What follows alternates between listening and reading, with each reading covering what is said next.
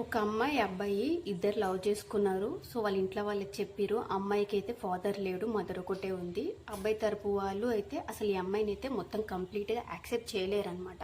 ఎందుకంటే కంప్లీట్గా వాళ్ళది ఇంటర్ కాస్ట్ మ్యారేజ్. ఒకవేళ పెళ్లి చేసుకున్నా సరే మేము ఇంట్లోకి అయితే తీసుకోమని అయితే అమ్మాయికి చెప్పారు. ఈ అబ్బాయి కూడా చెప్పుకుంటూ వచ్చిందనమాట, మా ఇంట్లో వాళ్ళు యాక్సెప్ట్ చేయట్లేరు, ఏం చేద్దాము, బ్రేకప్ చేసుకుందాం అన్న విధంగా చెప్పుకుంటూ అయితే వచ్చిందంట. అమ్మాయి అయినా సరే గట్టిగా పట్టుబట్టింది, నువ్వు చేసుకోకపోతే చచ్చిపోతానని చెప్పేసి గట్టిగా పట్టుబట్టి వాళ్ళ ఇంట్లో వాళ్ళు యాక్సెప్ట్ చేయకపోయినా సరే పెళ్లి చేసుకొని బయట అయితే సపరేట్గా అయితే కాపురం అయితే పెట్టి ఉన్నారనమాట. కొన్ని రోజులకు వాళ్ళకి ఒక బేబీ అయితే పుట్టింది. సో ఆ అమ్మాయి 9 or 10 months, ఒక 1 year లోపే ఉంది అనమాట. చిన్న పాప అయితే పుట్టింది. సో పుట్టిన కొన్ని రోజులకి ఈ అమ్మాయికి తెలిసిన విషయం ఏంటంటే, వాళ్ళ హస్బెండ్ పనిచేస్తున్న ఆఫీస్లో ఎవరో ఒక అమ్మాయి కొత్తగా జాయిన్ అయింది. సో ఆ అమ్మాయితోటి దీనికి ఇల్లీగల్ రిలేషన్షిప్ ఉందని చెప్పేసి ఈమెకి ఎవరో చెప్పారనమాట.